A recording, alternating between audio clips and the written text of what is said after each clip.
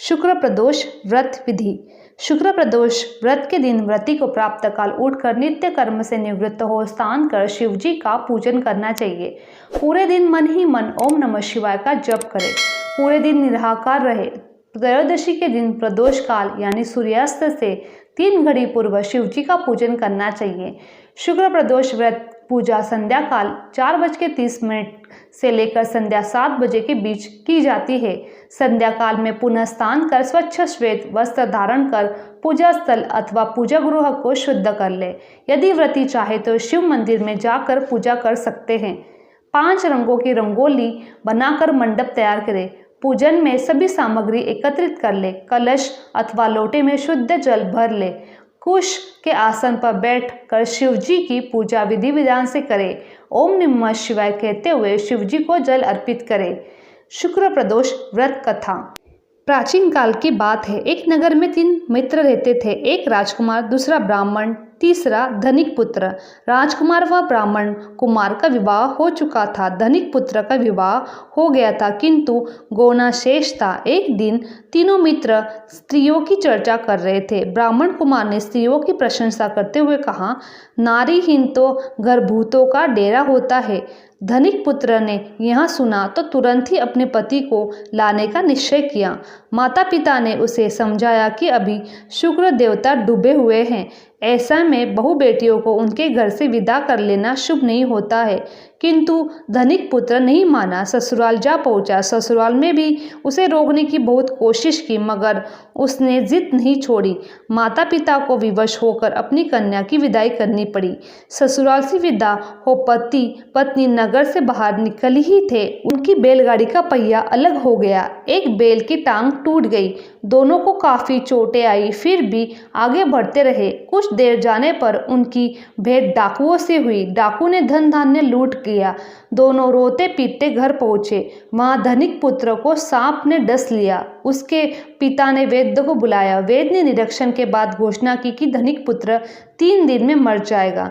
जब ब्राह्मण कुमार को यह समाचार मिला तो वहां तुरंत आया। उसने माता पिता को शुक्र प्रदोष व्रत करने का परामर्श दिया और कहा, इसे पत्नी सहित वापस ससुराल भेज दो। यह सारी बाधाएं इसलिए आई क्योंकि आपका पुत्र शुक्रास्त में पत्नी को विदा कर लाया।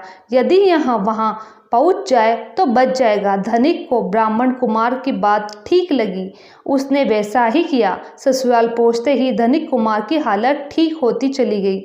शुक्र प्रदोष महात्मा से सभी घोर कष्ट टल जाते हैं। ध्यान का स्वरूप करोड़ों चंद्रमा के समान कांति वक्त मस्तक पे चंद्रमा का आभूषण धारण करने वाले पिंगल वर्ण जटाजूटधारी नीलकंठ तथा अनेक रुद्राव मालों के सुशोभित वरहस्त त्रिशूलधारी नागों के कुंडल पहने रत्नजड़ी सिंहासन पर विराजमान शिव जी हमारे सारे कष्टों को दूर कर सुख समृद्धि प्रदान करे।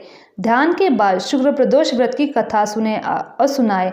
कथा समाप्त के बाद हवन सामग्री मिलाकर 11 या 21 बार 108 बार ओम ह्रीम क्लीम ओम नमः शिवाय स्वाहा मंत्र से आहुति दे।